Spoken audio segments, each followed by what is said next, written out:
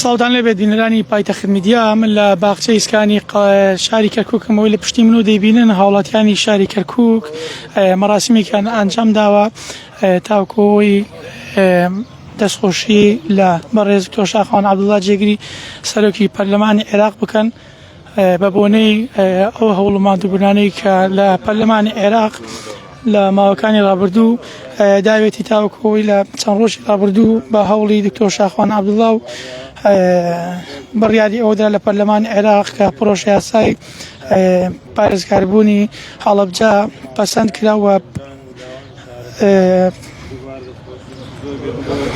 و هەروەها هەڵەبجە کرا بە 19مین پارێزگای هەڵەبجە. من دەمەوێت یەکێکیان بدوێنم تاوەکو لەسەرم مەراسیمە. مامەساریان سڵاو لێبێت، پێیانتان چی ئەمڕۆ هاتوون لە پای و هەوڵانەی دکتۆر شاخەوان عەبدوڵڵا لە پەرلەمانی عێراق دوایین هەوڵیشی بە پارێزگاکردنی هەڵەبجە بوون؟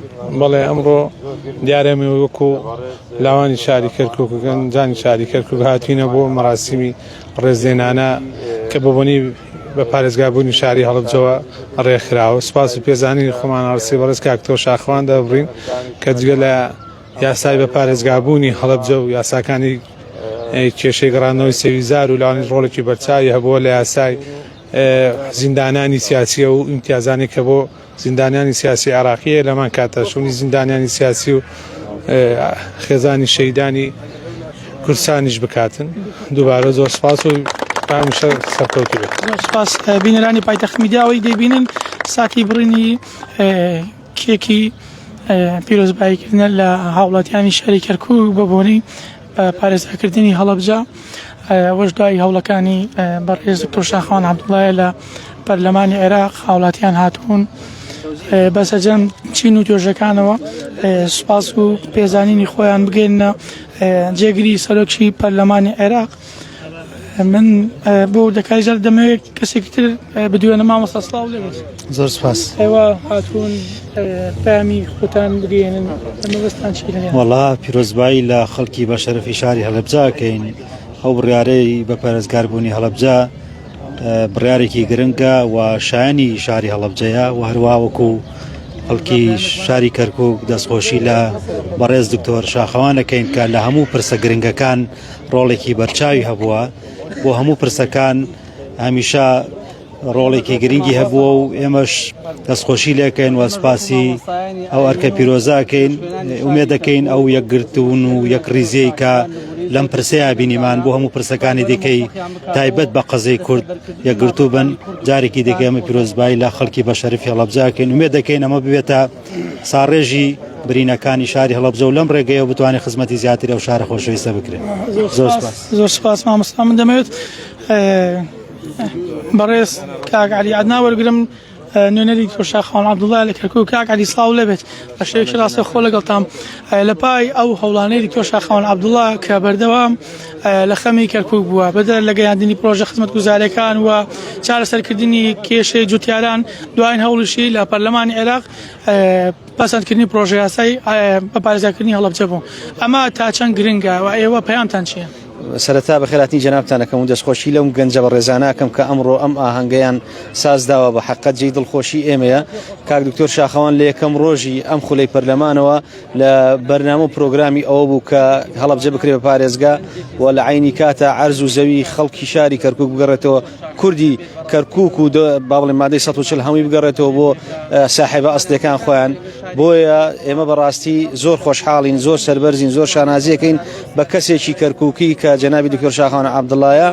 ئەمڕۆ ئەو لەسەر ڕاستپاردەی جەنابی سەرۆک و ڕێنمایەکانی کاک مەسعود بارزانی ئەو شتانی کە بەدەستی هێناوە لە پەرلەمان هەمووی لەسەر ڕاستپاردەی جەنابی سەرۆکە و دەستکەوتەکان بە حەقەت زۆرن. بابەتی زەوی وزارەکانە، بابەتی بە پارێزگابوونی هەڵەبجەیە و لە عینی کات بابەتی امتیازاتی شەهیدەکانمان و سزنە سیاسیەکانمان. ئەمانە بەڕاستی هەمووی پرس بوون، ئەمانە هەمووی کۆس بوون لە بەرامبەر کوردی ئێمە. ئەو کاک دکتۆر شاخەوان کە بووە جێگری سەرۆکی پەرلەمان بەڕاستی ئەمانەی هەمووی چارەسەر کرد بۆ هەموو کورد نەک بەس لە کەرکووک بەڵکو لە دەرەوەی کەرکووکیش ئێمەش بەڕاستی وەک کوردێکی شاری کەرکووک زۆر خۆشحاڵین یەک لەبەر ئەوەی پارێزگا هەڵەبجە بوو بە پارێزگا دوو لەبەر ئەوەی کەسێکی کەرکووکی ڕۆڵێکی سەرەکی هەبوو ئەندازیاری ئەم بە پارێزگا بوو نەبوو بە حەقەت و ئێمە ئەوەش لەبیر ناکەین و کەسیش بێبەش ناکەین کە ئاگامان لێیە بە یەکدەنگی کورد بوو بە یەک هەڵوێستی لایەنە کوردیەکان و لە پەرلەمانی عێراق بەڵام ئەبێ ئەوەش باسکەین کە دەوری ڕۆڵی سەرەکی بۆ کاک دکتۆر شاخەوان بوو کوڕی ئەم شاری ئێمە بۆیە ئەمڕۆ ئەم گەنجان نابینین هاتوون وەک خۆشحاڵی دەربڕینیە لە ئەم جێ گشتیە گردوونەوەیکیان سازداوە و ئێمەشیان بانگەشت کرد بە حەقەت دەستخۆشی لەو گەنجانەشەکەین و سەربەرزین بەوانیش ئینشاءڵڵا لە داهاتوش شتی زیاتر دێتە کایەوە بۆ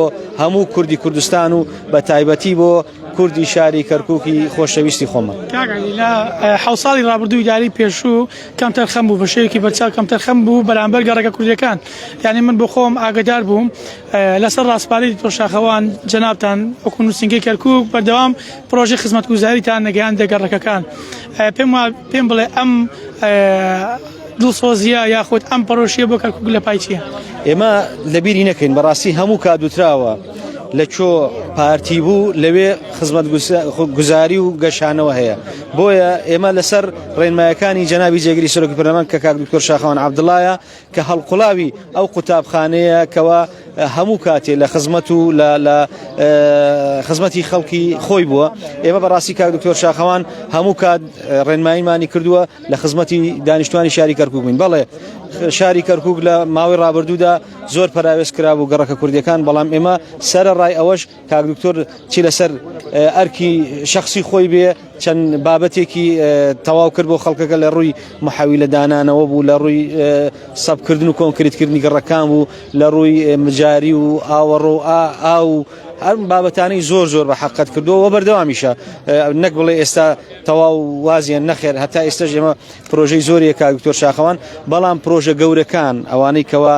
مێژوو دروستەکەن وەک بە پارێزگابوونی هەڵەبجە وەک گەڕانەوەی زەویزارەکان کە ساڵەهای ساڵ بوو ئێمەی کورد ئەمان ناڵان لە هەفتاکانەوە ئەو زەویزارەمان لێ سەندرا بوو خەڵکی خۆمان نەیانەتوانی بچن بە ئیسراحەتی خۆیان درەوی لێ بکەن بتوانن زرعات و شتی خۆیان بکەن الحەمدولillah لە سای خوا و لە سای بوونی کاک دکتۆر شاخەوان و ڕێنمایەکانی جەنابی سەرۆک ئەو شتانە هەمووی هاتە دەست و دڵنیاین لە داهاتوو شتی زیاتر دێتە دەست ئینشاءالله.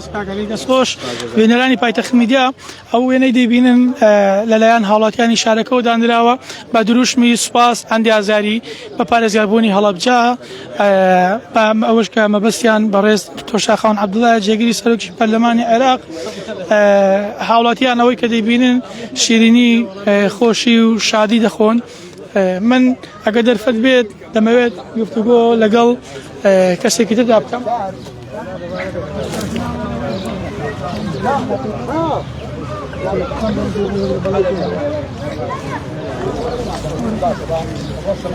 البته من دەمەوێت مامۆستایەکی ئانی لێرە وەربگرم کە هاتووە لەم خۆشیە بەشدارە مامۆستا هێمنسڵاو لێ بێت پەیامتان چییە وەکو مامۆستایانی ئایانی؟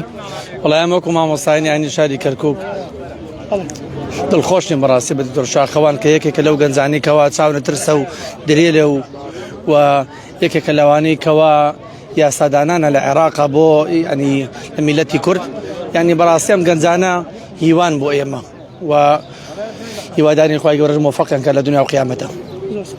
سپاس دەکەم. دەستخۆش هەڵبەتە ماوەی 10 ساڵە حکوومەتی هەرێمی کوردستان دانی بە پارێزگابوونی هەڵەبجەداوە بەڵام بەهۆی ئەوەی کە لەو 10 ساڵی ڕابردوودا هیچ سەرکردەیەک لە پەرلەمانی عێراق نەیتوانیوە پرۆژه یاسای بە پارێزگاربوونی هەڵەبجە پەسەند بکە لە چەند ڕۆژی ڕابردوو بە هەوڵی دکتۆر شاخەوان عەبدوڵڵا و هاوڵاتیان دەڵێن بە سەرۆکایەتی دکتۆر شاخەوان عەبدوڵڵا پرۆژه یاسای بە پارێزگابوونی هەڵەبجە پەسەند کرا ئەمەش بە یەک گوتووی و یەکدەنگی لایەنە کوردستانیەکان لە پارلەمانی عێراق هەڵەبجە کرا بە پارێزگایەکی فەرمی و دانی پیادەنە.